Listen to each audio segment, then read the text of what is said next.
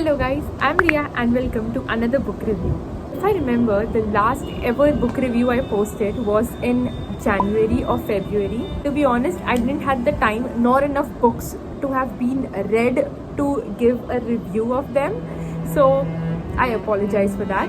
But today I'm going to review 5 or 6 books which I have read from January till June. Without further ado, let's begin with the very first book, which is The Circle of Shadows by Evelyn Sky. Okay, so this book really preceded my expectations because I am not a romantasy girly, okay? Romantasy is basically fantasy and romance, and this book was not what I expected to like, honestly. So this book revolves around a kingdom called Kichona, and Sora and Damon are the main characters, who are also the young warriors who are called Taigas. Basically, since birth they are being trained to protect their kingdom. On the other side, Prince Jin is the antagonist of the book, who is also building an army of unforgivable or oh my god, I fumbled so hard, unforbidden blood magic or black magic or whatever we would say, to overthrow the prince or the emperor of this kingdom. This is the summary of the book, and the plot would be Sora and Damon goes undercover to overthrow Prince Jin. And unfortunately, I just have read the first book because I don't have the second book. I want to order the second book, which I am going to, but it really made me curious. I would say it really made me curious to how book 2 will turn out. It's really fun. It's a really fun read. Okay, so the things that worked for me and the things which I liked was, one, the folklore or the mythology which was added in this book was really nice. Secondly, the fight scenes are really nicely depicted and described. The fight scenes are very fun to read. Also, the banter between the two characters, the friendship, the bond is very nicely shown. If you really like a mythical story, or I would say romance cliches, you should definitely go for this book. I would actually give it 3.5 out of 5 stars. I would say it really worked for me, but I'm just waiting for the second book and how it ends to give the final ratings. But the next book which I have read is Marigold Mind Laundry, and this is a book which I merely only bought it for the cover because I loved the cover of this book. I found it so pretty, and I didn't even imagine that this book is going to touch my heart and soul so much. It's written by, I might be a little bad at pronunciation, but it is written by a Korean author named Chun Gun Yoon, and you can actually see how I love the book by the way I've annotated or marked the pages of this book. I really love this book. It really touched my heart. It really touched the corners of my heart. This book revolves around a character named Jiyoon, who loses her family at a very young age, and she vows to search for her family for 1,000,000 of years. And she also has superpowers, and she creates a laundry named Marigold Laundry, where she could actually transform people's pains into petals. That is weird, but it's so beautiful to just read and imagine. It's such a beautiful way to describe someone's pain or someone's suffering, someone's loss. It touched my heart. It really did. I absolutely love this book. The concept is so charming, don't you think so? The concept is so charming. It's so new. I have never seen anything like this anywhere, or I have never read anything like this ever before. Also, it explores the theme of pain, emotion, loss, and it actually connects with you, or you would also find yourself connecting to the people. Towards the end of the book, Jiyoon, the main character, the narrator of the book, seems to relate with the end character, and she seems to relate her loss with the character's loss. So I would give this book a 5 on 5, like no doubt a 5 on 5. I absolutely love this book, and I would recommend it to everyone. Guys, the third book is my absolute fave trilogy, Fearless by Lauren Roberts. If you haven't read this book, or if you haven't heard of this trilogy, you are living under a rock, I would say. This is pretty famous. This is very famous. This was just launched in April and I pre-ordered it and I read it, and Peyton and Kai are my parents from another universe, guys. Like, you are not getting the seriousness of how much I love this trilogy and this book. I nearly cried when the plot was plotting, and I don't want to give spoilers, but it was plotting very hard. This book, this trilogy is based around a kingdom who has powers, and Peyton does not has powers. She is a powerless girl who crosses her fate across Kai, who is an elite. That's it.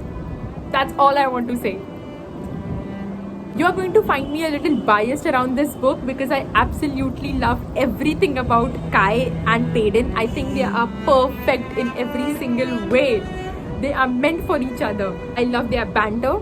I love their loyalty. I love their cute moments, or I would say the heart-wrenching or the slow burning moments. I would say I was absolutely yearning for them since the first book. I love this book, guys. I would give it a 5 on 5 stars straight out of biasness, but if I really want to rate it as an outsider, I would give it 4.5 stars. Actually, the thing that worked for me and the thing that works for many of the people on the internet is Kai and Peyton's intimacy and Kai and Peyton's chemistry. Their banter is so fun to just read, and I could also even imagine them bantering, and I also want someone to make a real life version of this, a movie. Please do. Please do. So the criticisms which I have read about this book or this trilogy is basically it's a little obvious. The cringe flirting trope, the enemies to lovers trope, the banter trope, these all are the common tropes which people criticize about this book, and I would not lie, but I find it amusing, okay? I like it. I am a romanticy girly to the core, and I really like this book. So yeah, moving on to the fourth one. The fourth book is The New Boy by Paola Rostrom. A clear hint for the plot which I could give you is just look at the cover and you will predict the plot. Zoe is the main character of the book, and she starts her college with her friends, with her besties and everything, and Zach Cartwright enters the picture, and he is a picture perfect man. Everybody loves him. He is helpful to everyone. He is friends with everyone. He quickly, like, he's the top A student and everything, and Zoe gets suspicious that कौन इतना perfect बंदा हो सकता है? कौन? So despite her little suspicion, she starts dating him, which is mad to think about. You don't date a boy which you have just met and don't know anything about, but she doesn't care. She starts dating him out of every weird thing which is happening around her and around her friends. And at the end of the book, a shocking twist turns Zoe's life upside down. What that twist is, I cannot tell you because it's the plot. It would be a spoiler. But look at the cover of the book and you will understand what the plot is. I like this book. I didn't enjoy it, or I would say that I didn't found it that interesting. It's a psychological thriller, but it's a very basic one. Also, I would say that it's written in a very fast-paced manner. I mean, there are no character depths to the side characters. I don't know where her friends went, where her friends came from, how are they friends with. How would the reader relate to the characters if we don't know anything about the side characters? Also, the ending was really fast-paced. Like, it happened like this. It happened in a flash. I didn't had any moment to process what was happening, like 3/4 half of the book. One thing I liked is the use of social media, teenage authenticity, and these all made the book relatable to us, to Gen Z people. I would say that is the only thing I like. And yeah, I would give it 2.5 or 3 out of 5 stars. It's a good book. It's a good book, but it's not the one. The next book is absolutely one of my faves again, The Dallerget Dream Department Store by Mia Lee. This book is so enchanting and so dreamy. It would make you forget about all your worries in the world. It would feel like a warm hug from someone beloved to you. It's that kind of a book. If you are looking for a plot in this book, or if you are looking for something which would turn the pages, it isn't for you.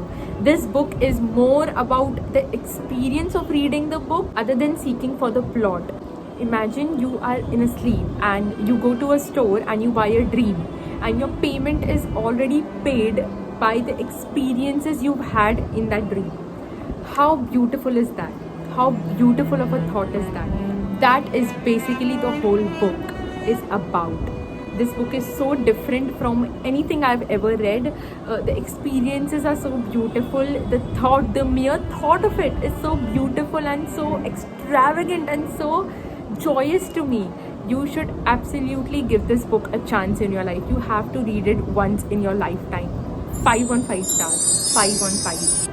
If I ever imagine this book being created in a real life version, it would absolutely be a Studio Ghibli version of it. It's so cute and endearing. All the animals described in the book are so cute and fluffy, and the characters are also so soft, aesthetic coded. I absolutely liked the whole theme and central idea of the book as well.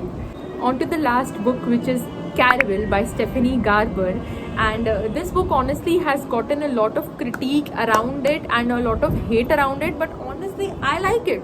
It might be because I am a romanticy girly, but I actually don't find it that bad. People like Caraval, but people don't like the second and third book. This book has the feels of Alice in Wonderland, or if you have watched the movie Greatest Showman, it's that circus mysterious vibe, and I love the movie The Greatest Showman. So I loved this book. I loved the overall aesthetic of this book. Imagine mysterious circus and games. That is all the book summarized into 3 words. So Caraval is basically a game which is organized by this mysterious person, legend, who has all of the superpowers in the world and who is the most powerful person in the world, and nobody has seen him. Nobody has seen him. So the main character, Scarlett, and her sister, they run off from their abusive father. They meet this guy named Julian and they go to participate in the Caraval game. I love Jax. Jax is in this book. If you don't know about Jax, Jax is a character. Jax is my favorite fictional crush, which I have mentioned in the previous video, so please go and watch that.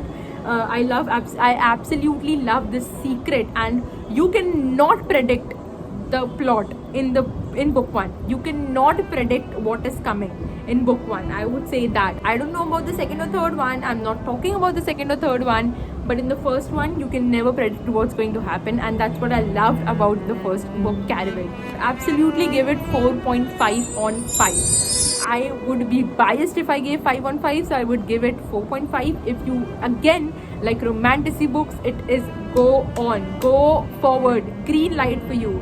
Go and read this book and let me know how did you find it. Do you hate it or do you like it? That is the end of the video, guys. If you liked my book reviews, please like this video and subscribe and follow me on Instagram, and comment below which books should I read and review next. And yeah, thank you for watching. Bye.